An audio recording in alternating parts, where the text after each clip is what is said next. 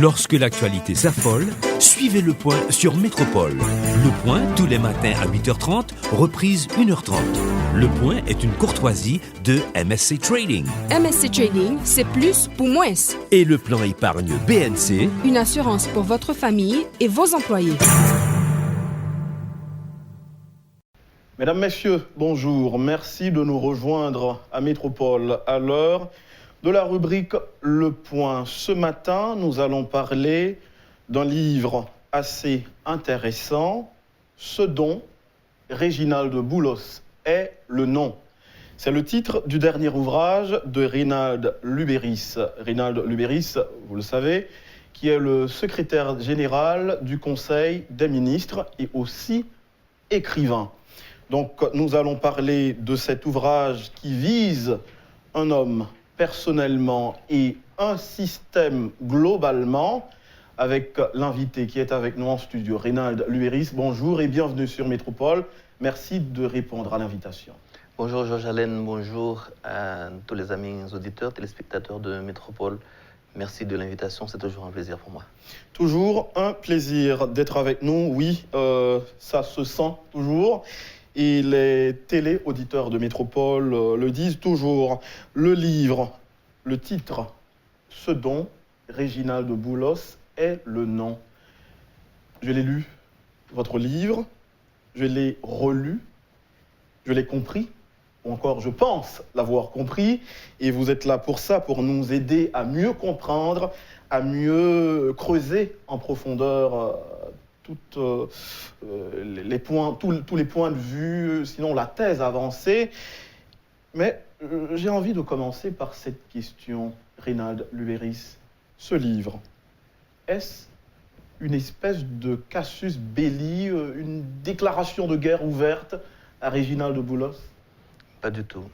Ce livre, en fait, utilise le nom d'un homme qui se propose comme une alternative à un système désuet, un système qui condamne la majorité des Haïtiens dans la misère, la pauvreté, l'exil ou la mort.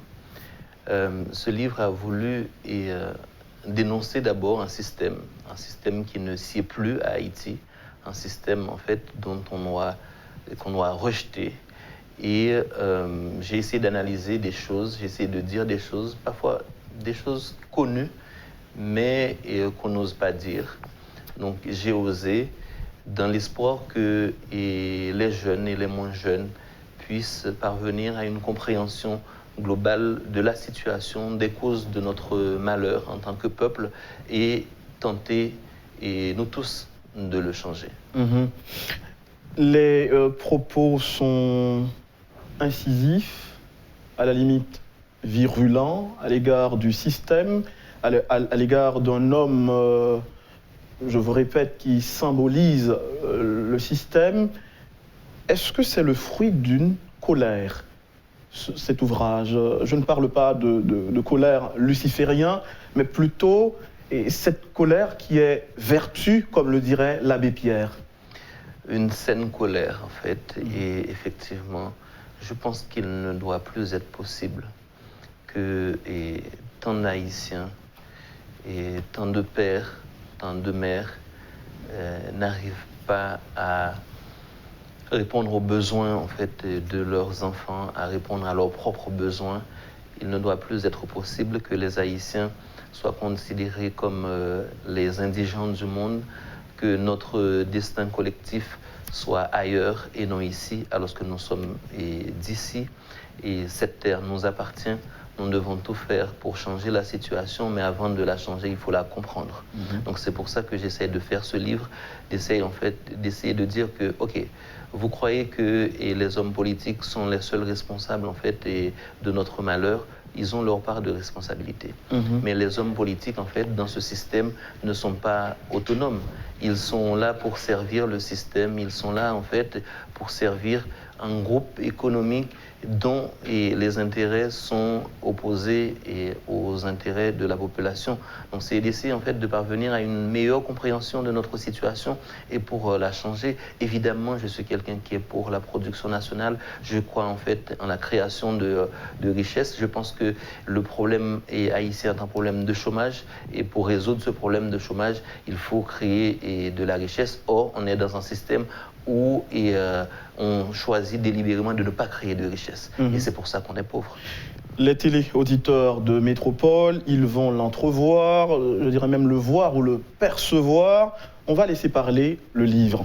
Je vais citer quelques passages et sur lesquels vous aurez certainement à apporter plus d'éclaircies. Vous dites, et je vous cite dans le livre Reynald Lubéris, « La réussite de Réginald Boulos, comme il se plaît à le dire, est le produit d'une usurpation concoctée par un petit groupe. » Un petit groupe. Quel est ce petit groupe? Le petit groupe, en fait, identifié par des journaux nationaux ou internationaux, par des économistes. Le petit groupe, en fait, est de 3% d'Haïtiens ou de non-Haïtiens qui détient 80% de la richesse nationale. Le problème en soi, c'est pas que des gens soient riches, évidemment. Les gens peuvent travailler, devenir riches, c'est même souhaitable. Mais les choix économiques ne doivent pas ne doivent pas conditionner en fait notre situation. Les choix économiques ne doivent pas en fait engendrer la situation dans laquelle nous sommes. Ce que je veux dire par là, c'est qu'en fait, on a un petit groupe et qui s'amuse en fait à importer toutes sortes de choses et qui ne produit rien en Haïti. Et Réginald Boulos en fait en est le parfait exemple, qui a pour client principal l'État, c'est-à-dire en fait les contribuables. Donc que font ces gens-là? Ces gens-là en fait achètent toutes sortes de choses à l'étranger et revendent en Haïti. Et l'État, en fait, doit en acheter, en fait, d'eux. Si, pour pouvoir continuer à perpétuer ce système, il faut qu'ils aient accès, en fait, dans l'État. Et pour avoir accès à l'État, il faut que ceux qui sont au timon des affaires leur soient, en fait, allègrement soumis. Sinon, le système ne fonctionne pas. Or, j'ai l'impression qu'on n'en parle pas assez. Les gens ne prennent pas suffisamment la mesure, en fait, de ce problème qui, en fait, est néfaste à tous. Justement, vous parlez de système. Aujourd'hui, c'est facile d'entendre les gens parler de système, lancer le système, et lorsqu'on essaie de comprendre, on voit au fond que c'est un slogan, je prends la responsabilité de le dire, vide. Dans la tête, dans la bouche de Reynald Lubéris, que veut dire le mot système? J'essaie de voir, en fait, d'entendre par système des agencements institutionnels, des agencements sociaux qui se font entre différents groupes, différents secteurs de la société, la manière, en fait, et dont les relations se font, en fait. En gros, un système est différent d'un ensemble. Un ensemble, en fait,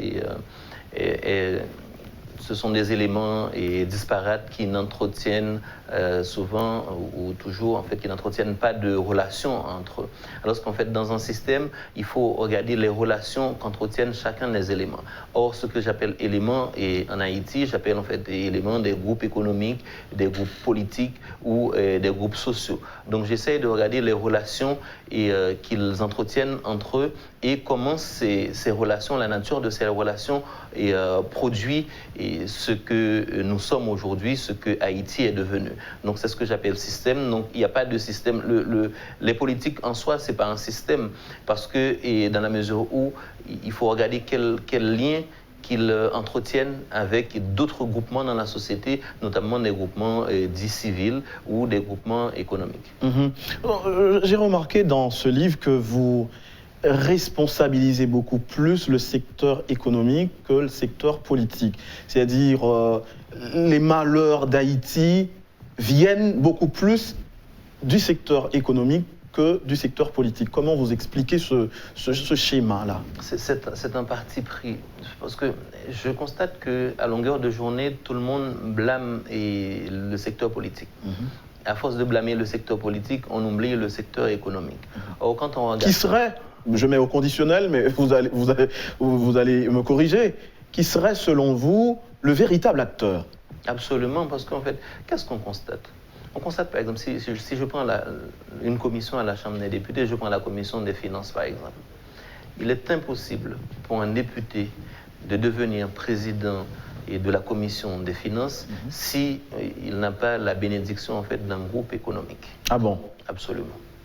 Et donc, il est impossible pour quelqu'un de se faire élire s'il n'a pas la bénédiction en fait d'un certain groupement économique.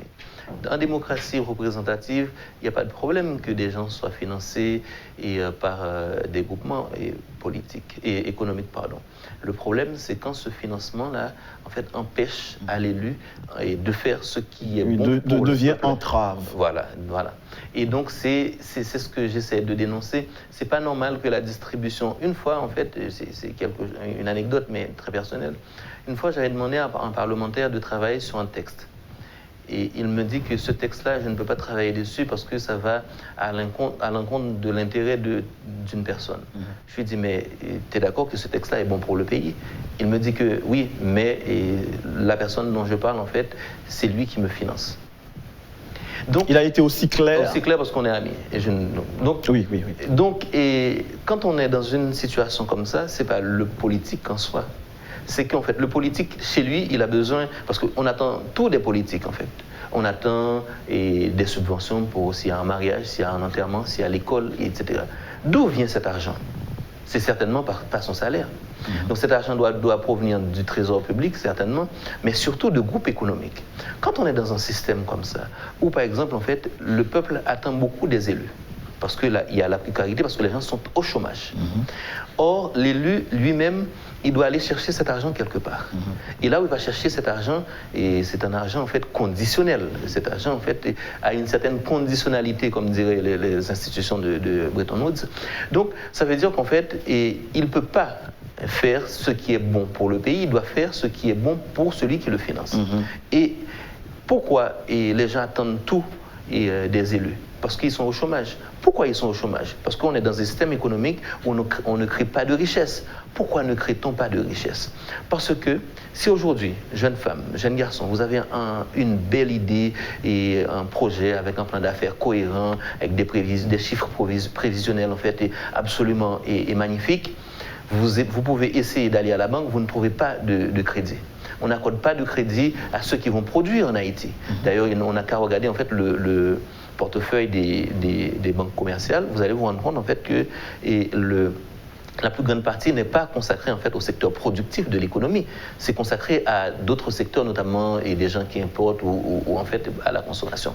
Donc du coup, on ne peut pas créer de richesse, on ne peut pas favoriser en fait un développement économique s'il n'y a pas un système bancaire qui favorise l'entrepreneuriat. Le système bancaire appartient à qui? Le système bancaire appartient à des groupes d'individus qui s'adonnent exclusivement à l'importation, dont notre ami en fait et qui s'adonne en fait à fond à l'importation. Donc du coup, quand les banques appartiennent à des gens qui s'adonnent à l'importation et que ces banques-là décident de ne pas emprunter accorder du crédit à des gens qui vont produire, comment vous faites pour démarrer l'économie? Parce que en fait, en réalité, dans tous les pays, ce sont les PME qui créent des emplois, ce sont les PME qui créent des richesses. Donc on a un système en fait qui est verrouillé, cadenassé, où on n'a pas accès, ou alors, si jamais vous avez le bon nom ou la chance d'avoir en fait du crédit pour produire, le taux sera prohibitif, donc aux alentours de 40%. Comment vous faites quand vous avez une start-up et vous allez démarrer une activité, comment vous faites pour prendre un crédit à 40%? Donc forcément, le niveau de risque en fait devient inacceptable, donc le projet n'est plus viable. Donc il y a toute une imbrication comme ça, en fait, un système compliqué que les gens ne prennent pas assez de temps de comprendre. Ils pensent que c'est juste les politiques, les sénateurs, les présidents. Évidemment, ils ont leurs responsabilités. Mais la responsabilité est du côté du secteur économique dans la mesure où ces gens-là décident de ne pas produire, c'est leur affaire, mais ils décident aussi de nous empêcher de produire. C'est là mon problème. Si ces gens-là voulaient importer toutes sortes de choses, des abats, tout ce qu'ils veulent, c'est leur problème. Mais pourquoi ils nous empêchent, nous, jeunes entrepreneurs, jeunes haïtiens, des gens qui veulent produire, pourquoi ils empêchent de produire? Pourquoi en fait ces gens-là ne peuvent pas se dire ok d'accord, et on va diversifier en fait nos portefeuilles de crédit, pas de problème, il y a des gens qui importent, pas de problème, mais mon Dieu, essayons de permettre à ceux qui veulent produire, de produire. Allons en République dominicaine pour voir comment ça se fait. Vous allez trouver la situation inverse. Les banques peuvent faire moins de bénéfices, pas de problème, mais vous allez aussi avoir une économie florissante dans la mesure où on a des gens qui entreprennent. Il y a 2 secteurs en fait qui marchent très bien, c'est l'agriculture, l'agro-industrie et le tourisme. On a les mêmes potentialités. Pourquoi ne pas le faire? Parce que tout simplement, on n'a pas accès au crédit. Et ça, je me dis que c'est une situation insoutenable. Il faut la dénoncer. La dénoncer et proposer des pistes de solutions, ce que vous avez fait dans le livre, sinon à la conclusion du livre. Reynald Lubéris, ce dont Réginald de Boulos est le nom, c'est votre dernier ouvrage. Je le répète encore. Je vois que l'intellectuel que vous êtes, et je mets l'accent, je souligne d'un triple trait intellectuel que vous êtes, revient au XXIe siècle avec la question de couleur en Haïti. Le débat n'est-il pas dépassé, non? Le débat n'est pas dépassé, ce n'est pas un débat central pour moi. La question de couleur, ce sont les choix économiques des gens qui est important pour moi. Je dis tout simplement que je constate que parmi les 3% des gens qui détiennent 80% de la richesse nationale, c'est ethniquement marqué. C'est-à-dire, en fait, on va trouver plus de gens à peau claire. Ça ne veut pas dire qu'ils sont moins haïtiens. Ça veut dire, en fait, je fais un constat. Je le constate, il y a beaucoup de gens qui le constatent aussi. Mais j'ai pris le soin aussi de préciser qu'il ne faut pas que quelqu'un essaye d'utiliser mon analyse pour résoudre ces problèmes de race. Je ne suis pas raciste. Je crois que Haïti doit être cosmopolite. Je crois que Haïti, ce sont des Arabes, des mulattes, des Blancs, des Noirs, des Gris, des Verts, des Jaunes, de tout ce que vous voulez. Mais je fais un constat que l'économie est maintenue par un petit groupe ethniquement situé. Et je ne sais pas si c'est pour des raisons historiques, il faut aller regarder, mais c'est ethniquement situé. Et donc, je ne veux pas non plus vivre dans une société où votre couleur de peau détermine ce que vous serez dans la vie. Ça, je n'accepte pas. Ok, là, on comprend parfaitement. En lisant ce livre, je l'ai dit, je l'ai lu, relu. Je crois comprendre que Haïti serait victime d'un complot. Et j'ai noté, je dois dire aux téléauditeurs de Métropole que j'ai bien massacré votre livre avec des traits de plume. J'ai noté que le peuple haïtien est victime d'un complot auquel il participe sans le savoir. C'est exact. C'est exact. En fait, j'appelle ça une collusion. C'est-à-dire, en fait, vous avez des politiques et vous avez des groupements économiques. La condition de la richesse de ces groupements économiques, c'est l'instabilité qui crée notre pauvreté. Donc, in fine, notre pauvreté est la condition de leur richesse. Et pour créer l'instabilité, ils ne vont pas la créer eux-mêmes, en fait, physiquement.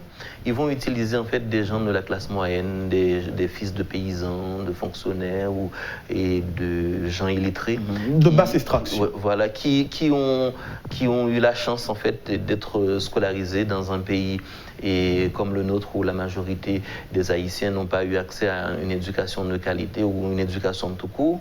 Et ces gens-là, au lieu de réfléchir vraiment au sens de leur action, au lieu de réfléchir en fait vraiment et à changer l'ordre des choses, ils se battent pour avoir accès au pouvoir et pour pouvoir avoir les miettes. Et en ayant accès au pouvoir, ils permettent aux 3% de pouvoir continuer en fait à s'enrichir. C'est quand même en fait pas très intelligent comme alternative de devoir en fait se battre pour avoir accès au pouvoir. Et tant qu'on n'a pas accès au pouvoir, on est dans une situation proche de la pauvreté, parce qu'en fait, on est propriétaire d'aucun moyen de production. Et finalement, cet accès au pouvoir, qui nous permet d'avoir des miettes, va favoriser l'enrichissement d'un petit groupe au détriment de la collectivité. Il est temps que des gens en fait qui ont été à l'école, qui sont parfois diplômés et réfléchissent en fait, font un travail de réflexivité au sens de leurs actions.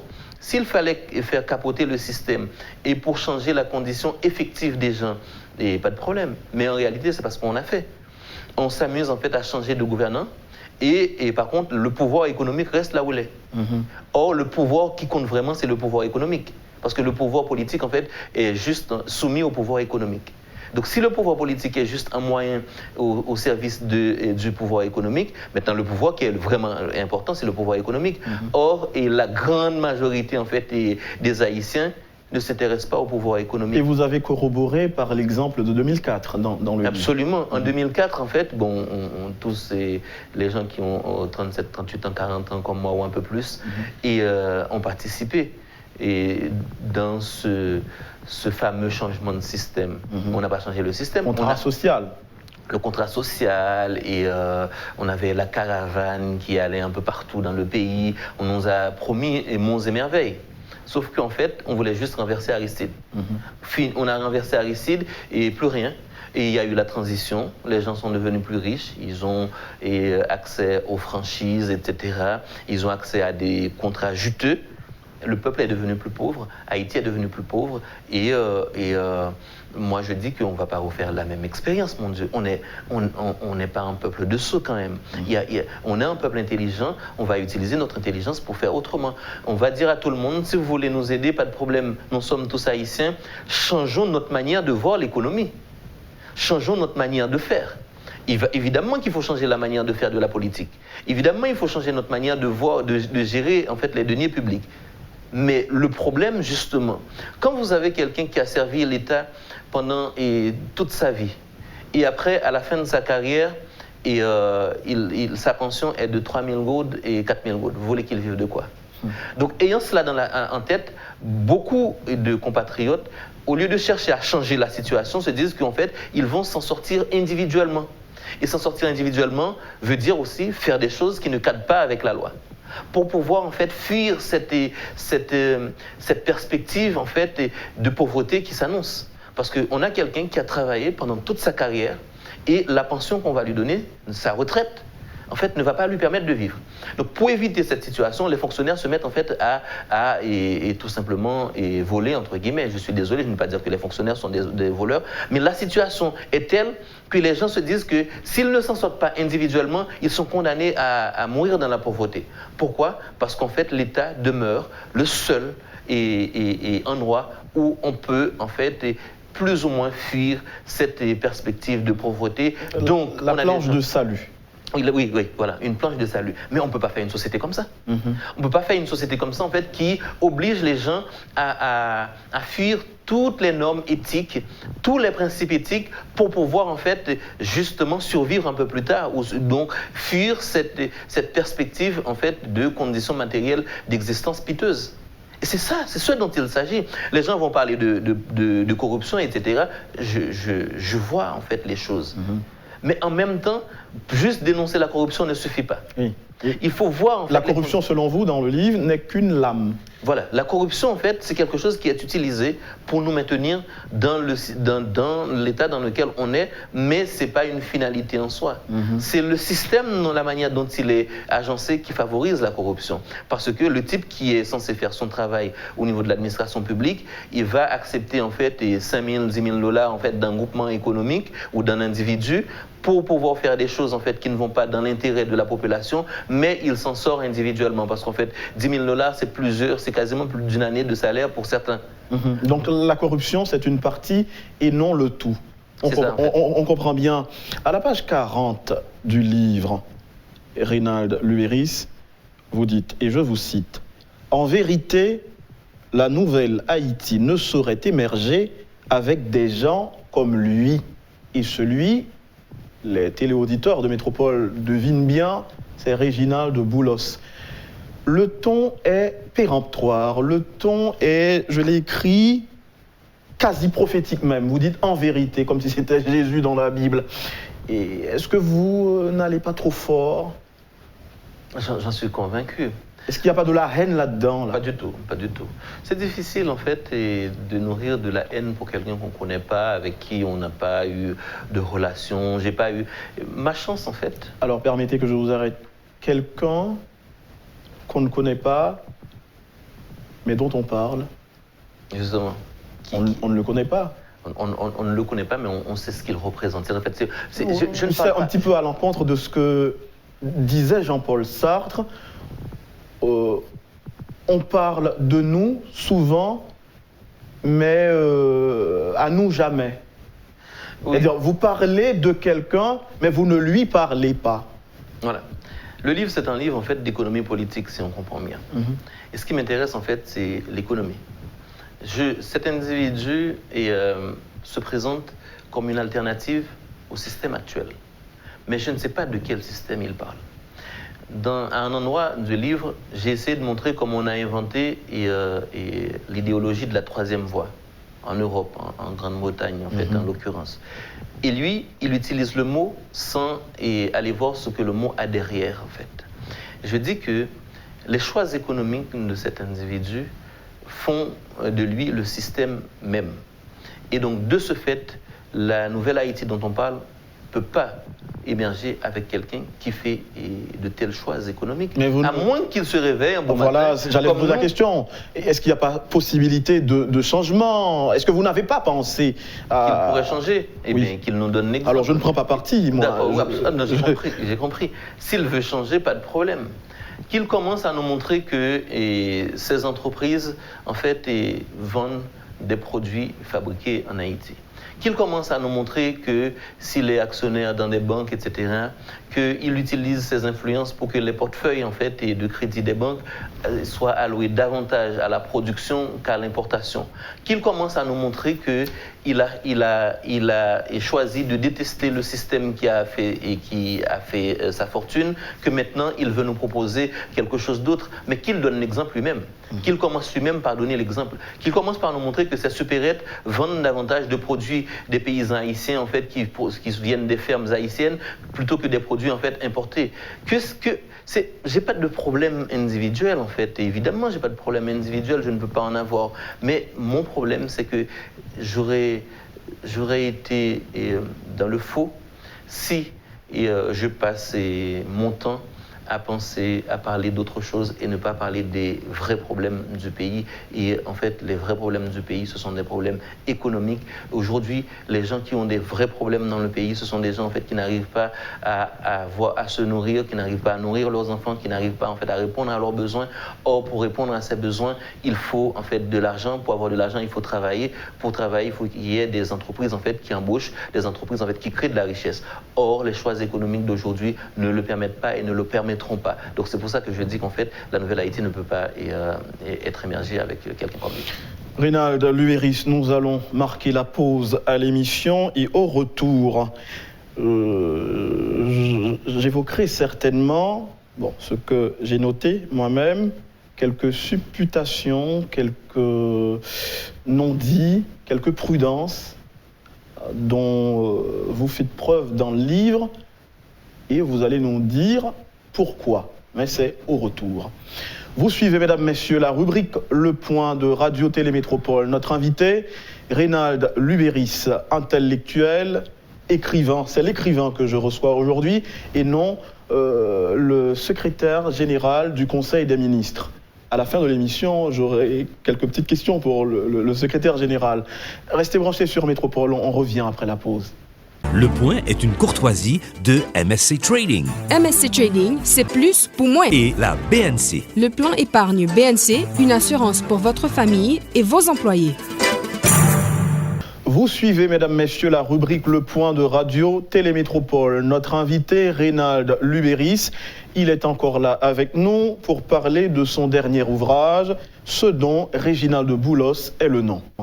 On a évoqué au commencement petit groupe. Vous avez dit petit groupe sans citer de nom. Vous avez parlé des princes du système sans citer de nom, sinon un seul nom. Réginald Boulos. Et à la page 38, je reviens un petit peu en arrière, vous dites, je cite, « Cela a dû être pour lui un double affront. Lui, c'est Réginald Boulos. Primo, en novembre 2018, il semble avoir concocté un véritable plan d'instabilité et de consolidation du système d'oppression avec la participation du Premier ministre d'alors. Nous parlons de Jean-Henri Séan. Bon, l'accusation était publique, l'exécutif accusait Jean-Henri Séan de vouloir chambarder le pouvoir, pour prendre la place de Jovenel Moïse. L'histoire était connue de tous et est encore connue de tous, mais vous dites sembler avoir. Vous n'accusez pas tout carrément. Là, nous sommes dans la supputation, vous supposez. Deux choses, en fait, je dirais. La première chose, évidemment, je n'ai cité aucun autre nom et que celui de Réginald Boulos, pour une raison simple. Je ne veux pas mettre, en fait, sur la sellette des citoyens haïtiens. Peu importe les choix économiques qu'ils ont faits ou qu'ils aient faits, peu importe leur situation économique. Mon but, ce ne sont pas des individus, c'est un système. Donc, il n'y a pas d'intérêt pour moi de citer des noms d'individus. J'ai cité nommément Réginald Boulos parce qu'en fait, d'une part, il a choisi délibérément en fait d'attaquer des gens. Partout, en fait, à un moment, il s'amusait à attaquer d'autres, en fait, et gens qu'il ne connaisse pas, en fait. On va revenir sur la question. Et si Réginald Boulos n'avait pas attaqué Reynald Lubéris et 3 autres personnes qu'il qualifie de cavaliers de l'Apocalypse, ce livre ne serait pas né? Si, peut-être pas tout de suite. Peut-être que ce serait un peu plus tard, mais la réflexion était déjà très présente. Donc le livre, en fait, de toute façon, je l'aurais écrit. Mais peut-être que je ne l'aurais pas écrit tout de suite, ça je dois l'avouer. Et le livre ne se serait pas peut-être appelé et ce dont Réginald Boulos est le nom. Parce qu'en fait, ce que j'avais voulu est dénoncer une imposture. Et une imposture parce que peut-être qu'il y a des gens qui auraient pu prendre cet individu au sérieux. Et je dis que, en fait, attention, il n'est pas ce qu'il est en train de vendre. Il nous vend de fausses promesses comme il a l'habitude de le faire. Mais est-ce que vous admettez que le produit vendu est bon? Ce qu'il dit, ses approches. Ces approches ne sont pas des approches, puisque ces approches sont vides. Et ces approches, en fait, n'ont pas de contenance, en fait, et de contenu. Et en réalité, il parle, il dit des choses dans un pays où on ne questionne pas beaucoup. Et il dit plein de choses, mais il n'a pas de projet, il n'a pas présenté un projet. Et si on comprend bien, on peut se dire que son projet, c'est la perpétuation du système compte tenu des voies et moyens qu'il choisit. On est dans un pays traditionnellement instable. Quand quelqu'un vous demande plus d'instabilité, sans venir derrière avec quelque chose de solide, on voit que c'est juste quelqu'un qui cherche en fait à défendre ses avantages personnels, ses intérêts personnels et perpétuer en fait un système. Le seul projet est de Réginald Boulos qui est clair, il dit qu'il faut que le président démissionne, c'est tout. Mais que le président démissionne, ça on en a connu depuis 213 ans d'histoire. C'est pas une nouveauté. Donc il a pas de projet. Je ne suis pas sûr qu'il ait pris le temps non plus de réfléchir en fait à l'élaboration d'un projet qui tienne la route. Ce qui l'intéresse, c'est de pouvoir faire affaire avec l'État et de pouvoir se sauvegarder. J'avais expliqué ce revirement en fait spectaculaire de cet homme. C'est suite aux événements des 6-7 et juillet où ces affaires avaient été attaquées, chose que j'ai dénoncée parce que je pense que dans une économie comme la nôtre déjà en proie à plein de difficultés, c'est pas la peine de casser les affaires des autres, qu'ils soient riches ou pauvres. Donc c'est pas une bonne attitude, donc j'ai dénoncé ça. Et donc lui, qu'est-ce qu'il s'est dit? Il s'est dit que la meilleure façon pour défendre ses intérêts et sauvegarder sa fortune, c'est d'être dans l'opposition. Pas de problème, tous les citoyens ont le droit d'être pro ou contre le pouvoir. D'un bord ou de l'autre. Voilà, c'est pas le fait d'être dans l'opposition, mais en même temps, il nous montre qu'il a une alternative pour le pays. Je me demande qu'est-ce que c'est que cette alternative. Je ne la vois pas. Et après un rêve qu'il a fait, il a dit que il est anti-système. À ce moment-là, en fait, je me dis, mais quel système? De quel système parle-t-il? Parce que le système, en fait, c'est un système où on a deux piliers, un pilier politique et un pilier civil, qui sont allègrement soumis au pilier économique. On a des gens, en fait, c'est comme des gens qui travaillent pour le pilier économique. Or, la condition de la richesse de Réginald Boulos, c'est la pauvreté de tous. Donc à ce moment-là, en fait, c'est ce qu'il faut changer. Il faut créer un système où on peut être tous riches, ou en tout cas où on peut sortir de la misère sans pour autant, en fait, et vouloir à tout prix garder et d'autres, en fait, dans la misère. Or, la manière dont ça fonctionne aujourd'hui, c'est qu'il n'y a pas moyen que la pauvreté ne perdure pas. Y a-t-il eu un quelconque lien ou liaison entre Réginald Boulos et l'ancien Premier ministre Jean-Henri Séan, un lien pour faire capoter, chambarder le pouvoir en place? Je ne voudrais pas rester sur cet aspect des choses parce non, que c'est une phrase en fait. On passe à pieds joints. Et évidemment, en fait, c'est connu de tous. Mais je ne voudrais pas que une phrase du livre soit en fait l'objet du débat parce que le débat est bien plus complexe que cela. Mais oui, en fait, c'est évident. Mais vous êtes très amer contre Réginald Boulos.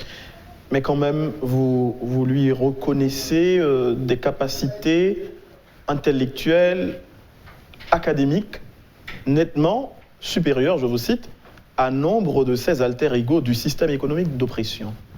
Et je ne suis pas amer contre lui, je suis amer contre le système. Et comme il représente le système, et donc symboliquement, on peut dire que je suis amer contre lui, mais pas lui comme individu. C'est le système.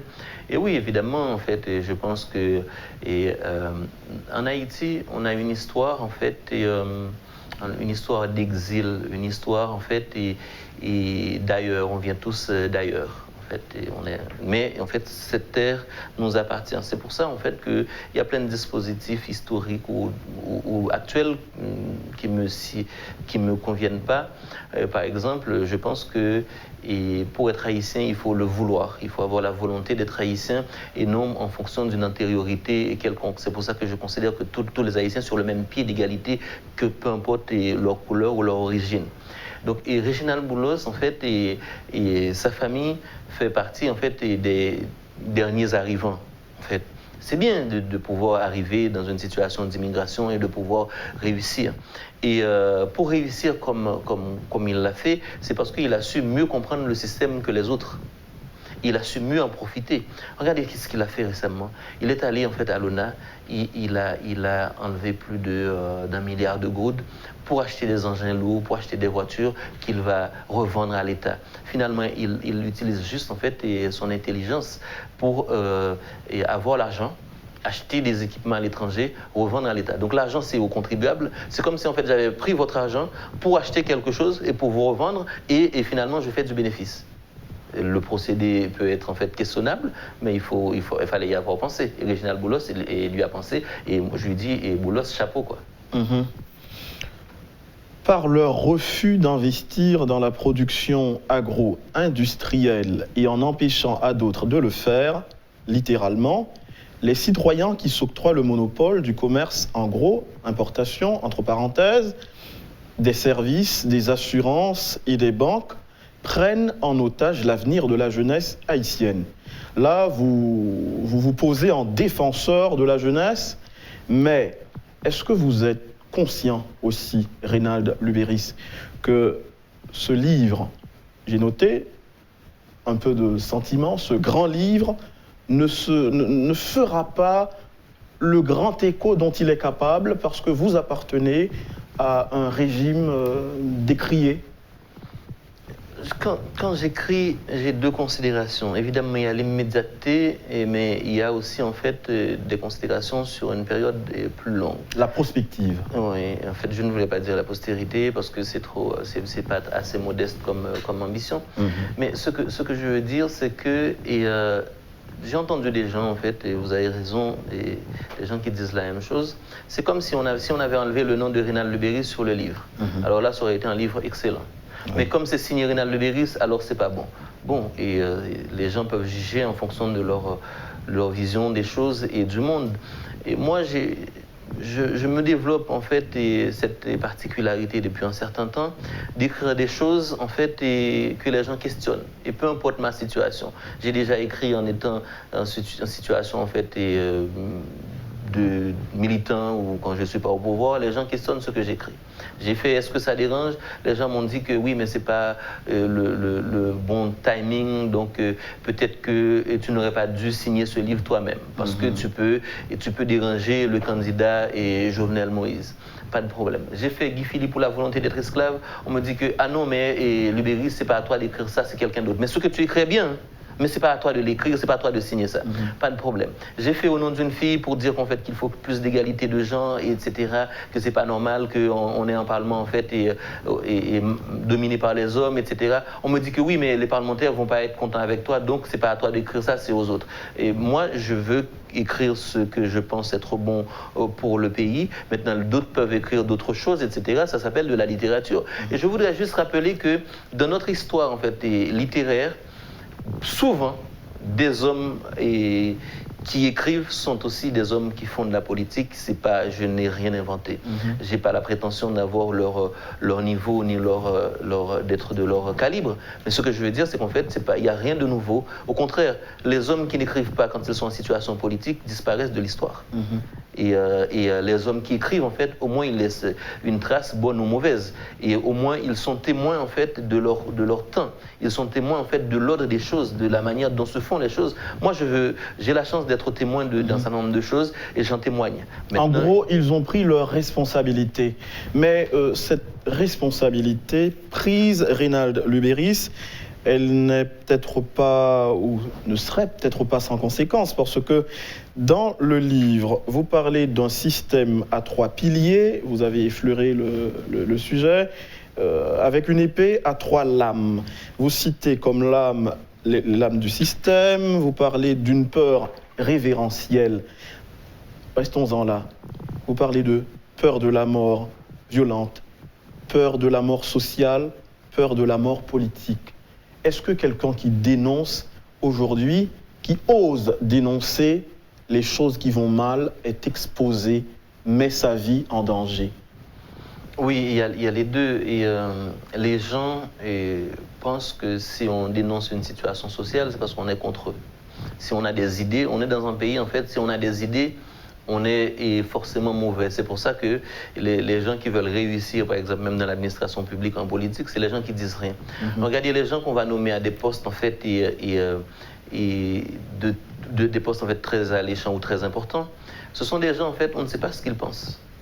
Ils n'ont jamais eu d'opinion sur rien. Sur rien, oui. Et vous n'avez jamais eu l'occasion de les inviter en fait à Métropole ou ailleurs pour leur demander mais qu'est-ce que vous pensez en fait de l'économie, qu'est-ce que vous pensez de la société. Ils n'ont d'opinion. Et si vous voulez faire carrière en Haïti, il ne faut pas avoir d'opinion.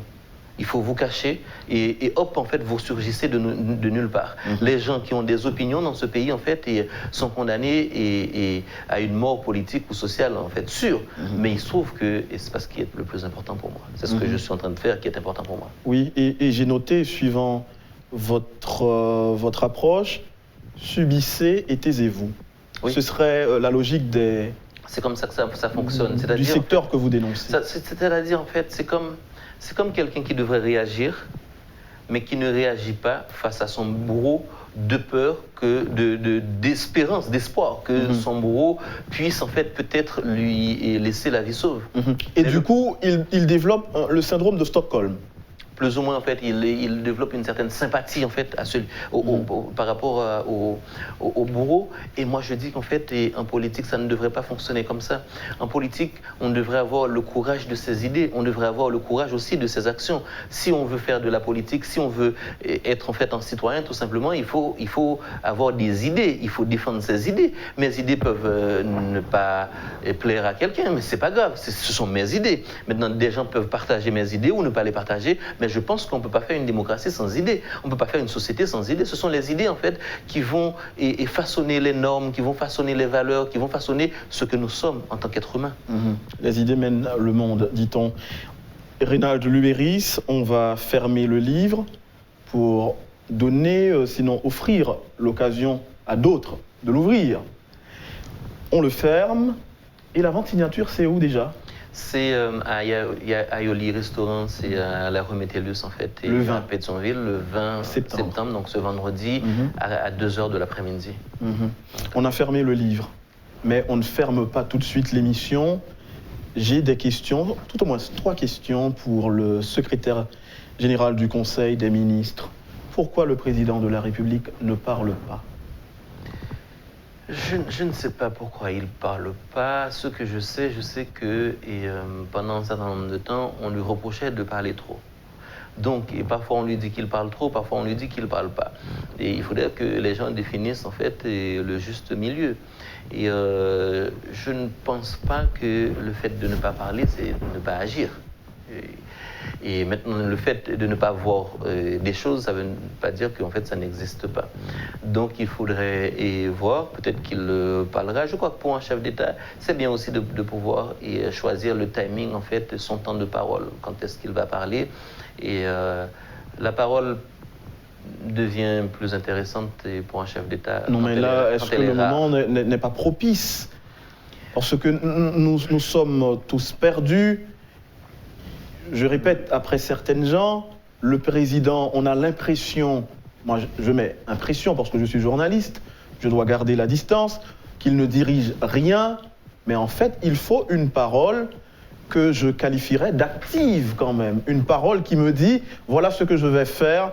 J'ai revu mes plans parce que je n'avais pas vu venir certains problèmes, j'avais fait telle ou telle promesse. Maintenant, je dois ajuster ou réajuster.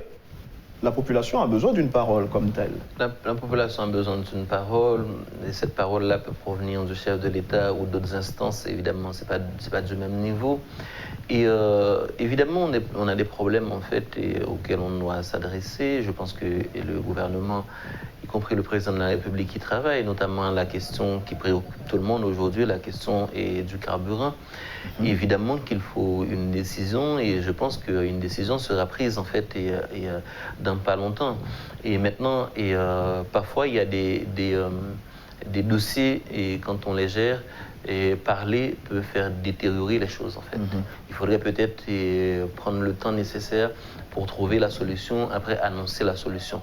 Enfin, c'est mieux que de parler et après aller chercher la solution. Il faudrait peut-être venir et voir les Haïtiens avec des solutions sur le problème, mais ces solutions-là, étant donné qu'on n'est pas dans une dictature, ce n'est pas des solutions en fait, qui vont venir en fait, du haut, ce sont des solutions travailler avec un ensemble d'acteurs. Oui, verticales. Voilà. Ici, ce n'est pas quelque chose d'évident de travailler avec les acteurs pour trouver une solution. On a l'impression que individuellement, ça marche bien, mais collectivement, c'est plus compliqué. Donc, c'est l'ordre des choses qui n'a pas été inventé par l'actuel président de la République, mais il doit en fait savoir s'en sortir pour le pays.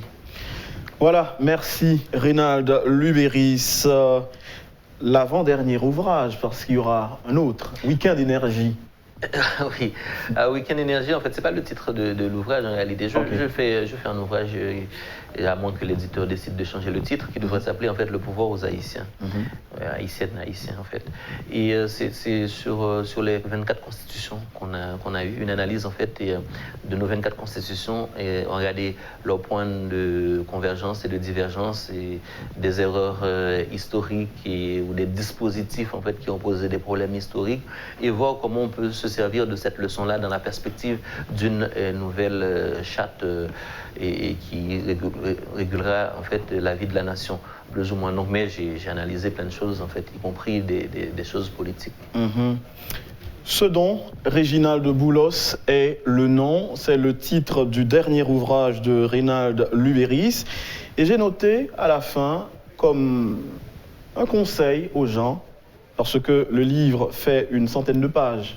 C'est un petit livre, apparemment. Mais j'ai dit, ne jugez pas le livre de par sa taille, mais rompez-le comme un os et sucez sa substantifique moelle. C'est magnifiquement dit, mon cher Alain. Et effectivement, j'avais voulu faire une version poche déjà, quelque chose en fait qu'on peut mettre dans sa poche. J'avais pas voulu. L'expérience que je fais, l'expérience personnelle de gens qui écrivent, et c'est que les gens ont tendance à ne pas lire tous les livres, enfin le livre en entier, et avoir un avis sur le livre. Donc je fais un livre court. Parce que si quelqu'un lit en fait le premier chapitre ou les 2 ou les 3 premiers chapitres, la personne en fait rate l'essentiel du livre. Oui, et nous sommes dans cette société, cette dynamique où les gens aiment les 280 caractères. En fait, si j'écris quelque chose et sur Twitter maintenant, je vais avoir plein de commentaires. Oui. Mais le livre, les gens vont commencer à lire, ils ne vont pas finir. Ils vont peut-être avoir des extraits, etc. Ce qui m'a sauvé avec Au nom d'une fille, c'est parce que mes propositions, mes recommandations sont à la fin. Et peu de gens en fait arrivent jusqu'à la fin, alors que c'est un livre qui fait moins de 200 pages. Donc j'ai essayé de faire un livre en fait qui fait une centaine de pages. Et les livres académiques peuvent être plus volumineux, pas de problème, mais les livres en fait destinés au grand public, et si on fait des livres volumineux, mon expérience montre que les gens ne lisent pas. Voilà, merci Reynald Luberis. Ce dont Réginald Boulos, c'est le nom, c'est le titre de votre dernier ouvrage. La vente signature, c'est ce vendredi 20 à Aioli et à Pétionville, rue Métellus. Merci d'avoir été avec nous, Reynald Luberis. Vous avez suivi, mesdames, messieurs, la rubrique Le Point de Radio Télémétropole. Restez branchés, vous ne serez pas mieux ailleurs.